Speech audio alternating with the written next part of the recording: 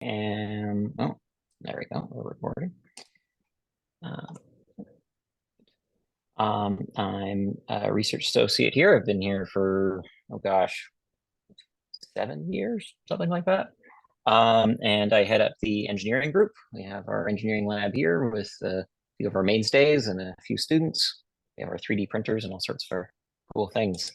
So yeah, here's some of the stuff they work on. I got my spin-off company, Tricket Technologies. We've got our cool devices and things that we've made. Some boxes now too for metabolomics. So you do all sorts of things, make things. If you haven't seen the lab, you're welcome to come on by and check out all of our cool stuff. Other updates about me, I think over the break, everyone likes to see we've got a cat. I've never had a cat before. This is Beans. She is very cute, very small, and lots of trouble. But we love her. So the presentation, I'll just go next slide here. I've given a few of these, I think close to 10 now, maybe 8, somewhere around there. So I've long since exhausted all of my research and wanted to talk about things that interest me, usually with a historical scientific bend to them. Last time I talked about spam emails and scams that come out of that. I've talked about Theranos and how they're nothing like what we're doing, that's for sure. Some interesting stuff on retracted papers, things like that. And I wanted to think about what do I want to talk about today? And I looked at the calendar and I saw when it was, and that's when I decided it's Groundhog Day today. Happy Groundhog Day, everybody. It is probably my favorite holiday. It's up there with Halloween or something like that. I'll talk about why. And I thought, hey, let's talk about it. What's going on with it? And I thought, hey, this will be a good little 10-minute intro. Then I can find something more sciencey. But the more I dug into Groundhog Day, the background of it, and some really interesting stories around it, then I thought, hey, this is going to take up the whole presentation. So I hope you guys enjoy and have fun and like Groundhog Day as much as I do by the end of it, for just how silly it is. So if people don't know, which might be possible, it's a very North American thing. What is Groundhog Day? So that's February 2nd. That's today. Every February 2nd, Groundhog comes out of its hole, looks out and sees a shadow and gets scared, goes back in the hole, or doesn't see a shadow, and it means spring starting. So either means we get 6 more weeks of winter or we get an early spring. Now, what groundhog? Well, there's a few. I'll talk about them coming up, and where did this all start, and why do we even care? This is what I want to answer. But first, I want to say, like I said, this is my favorite. Maybe not my absolute favorite, but it's really up there as just a fun, silly time of year. I like Groundhog Day a lot because no one takes it too seriously. I don't think anyone's out there, you know, well, we'll get to some people coming up, but it mostly is a time to have a lot of fun. No one thinks that they're actually predicting the weather here. We'll get into some of those predictions coming up and what exactly those all mean. And then the other thing I really like about Groundhog Day is actually the movie Groundhog Day, which revitalized it. It wasn't really that well celebrated before 1993, and we'll see how big of a deal it is after that. If you haven't seen the movie, check it out. I watch it every year, not just because it's Groundhog Day, but also because it's legitimately an amazing movie. I won't get into it too much though, but there's some movie facts coming up. Let's go back to the beginning and talk about the history of Groundhog Day. Well, where did it start? Why is it the way it is? How long is this groundhog going to be chewing on some carrots? It actually started out, if you go way, way back, people trace it usually to what's called Candlemas, which is an ancient Christian holiday, but of course, as most Christian holiday dates, at least, were originally a pagan holiday. The pagan holiday being Imbolic, I think it's trying to pronounce it, kind of be halfway from the winter solstice to the spring equinox. And then that kind of got turned into the Christian Candlemas.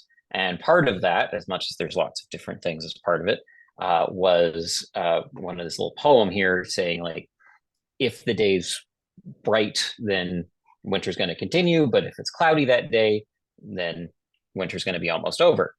So that evolved and changed over time into Germany, where they got that same sentiment and associated with hedgehogs, or badgers too, just animals in general, saying, hey, if it's sunny and bright out, then things are going to cast shadows. The animals will see the shadows, and then that means there's going to be more winter, versus if it's cloudy, there's no shadows, and then all the hedgehogs will be around and it'll be spring.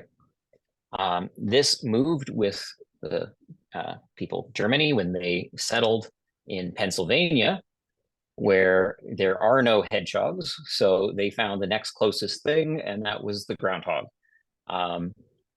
In Punxsutawney, specifically, in a little place about 2 miles out of it called Gobbler's Knob, the Groundhog Club started in 1887.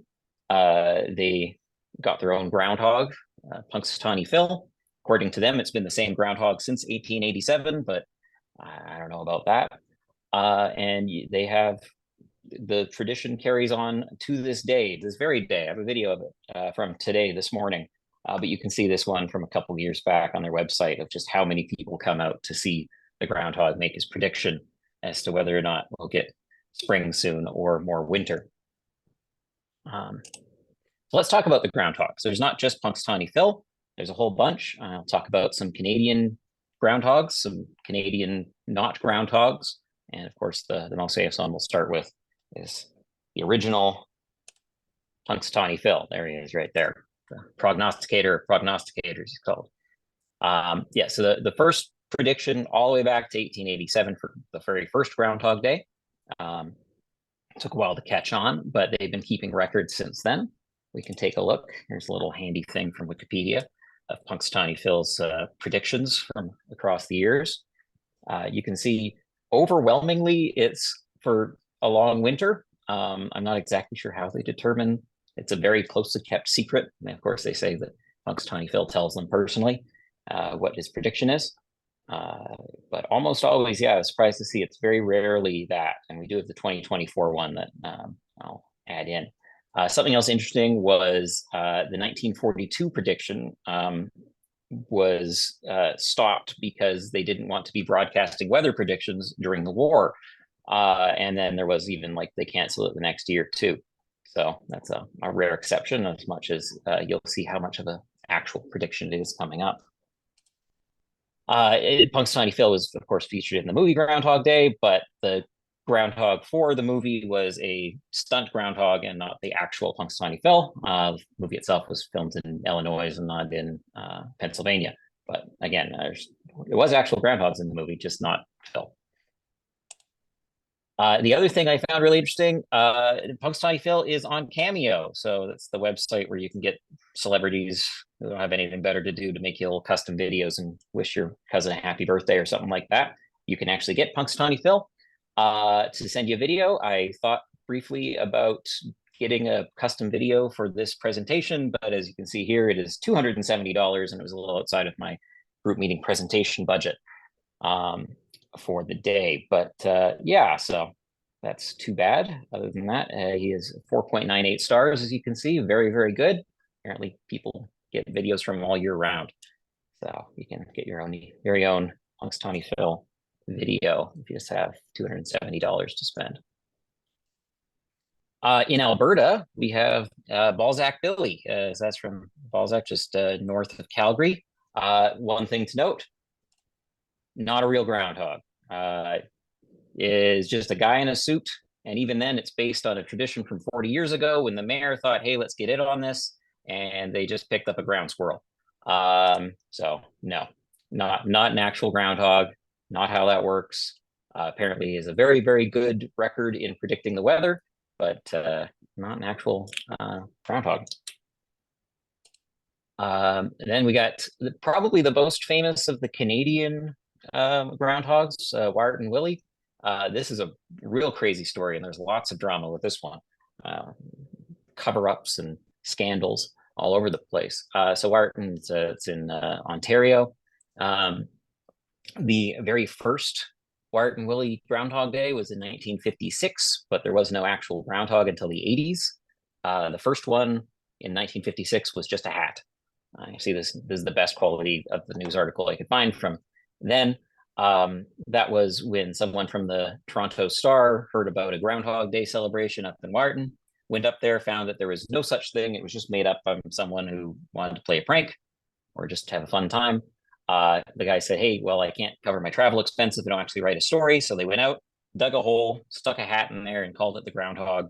And that's where things started. It's gone on long enough that there's a statue, Wart and Willie. And like I said, they actually got a real one, an albino groundhog, in the 80s. So the first Wart and Willie was quite old. It lived to the age of 22. It passed away 2 days before Groundhog Day in 1999. Normally, groundhogs live like 6 to 8 years. So that's quite old. Again, not as old as Punxsutawney Phil, who seems to be immortal. But yeah, so it said in 1999, it was actually a funeral service. I got a picture of it here. So you can see them. They're very broken up about it. And they have their little Wart and Willie from their 1999 celebration on Groundhog Day. Not as fun as people would think. Wart and Willie II was suspected as a double murder. See this article from the CBC. That was a situation where two of its children were found in its little hidey hole. The keepers actually tried covering it up, thinking it would spread bad publicity. The government eventually found out and did not fire the keepers, despite the cover-up. So that's a little unfortunate on Wart and Willie II. The next notable Wart and Willie was the fourth. See him here with the mayor of Wharton and a few other politicians you might know.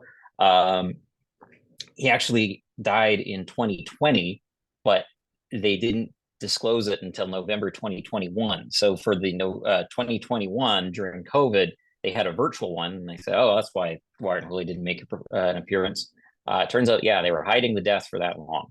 There has since been a new Wart and Willie, the fifth, and they've given their prediction in 2022, 2023, and today. So that's the mini scandals of Wart and Willie. Some other ones of note, just a few around. I'm not pronouncing that one, from Nova Scotia. Fred Lamarmont in Quebec. Manitoba Merv is just a puppet who has a Twitter account. And Lucy the Lobster is also not a groundhog, but I guess at least it's not a puppet. And there's Lucy right there. It's in Nova Scotia. So I guess you don't have to be a groundhog after all. So you have all these different animals and peoples in suits, and they're making predictions about what's going to happen in the weather. But how accurate is that actually, right? We're scientists. We can say, okay, let's look at the data. Can a groundhog, can a rodent really tell what the weather's gonna do? Or a lobster? Surprisingly, it's a really bad at predicting. I would, if you go off of the official Punxsutawney Groundhog Club, they say Punxsutawney Phil is absolutely perfect at 100%, although different weather organizations put Punxsutawney Phil at about 39, Wart and Willie's at about 25. Apparently Balzac Billy, just the guy in the suits, at 83, but again, not a groundhog. Very important, not a real groundhog. This graphic here, just seeing like 40% over the last 10 years. So more often than not, wrong. But that was kind of interesting. So that's a historical look.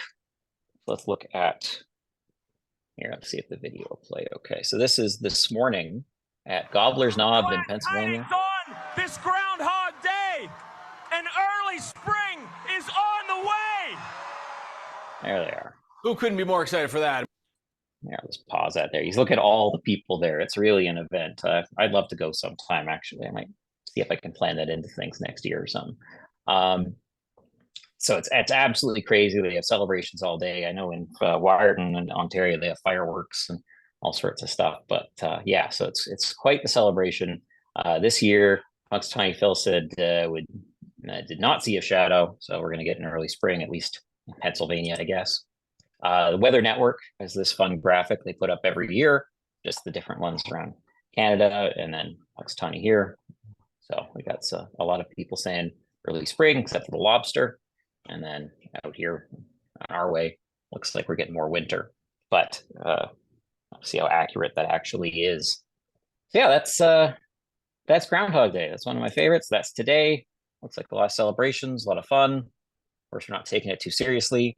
Don't trust a rodent for your weather predicting, as you can see from most of the statistics on it. But yeah, so barring any more scandals or anything, I think it's just a fun time. I'm gonna enjoy it. I'm gonna watch the movie tonight, and hopefully we won't get that much more winter. Okay.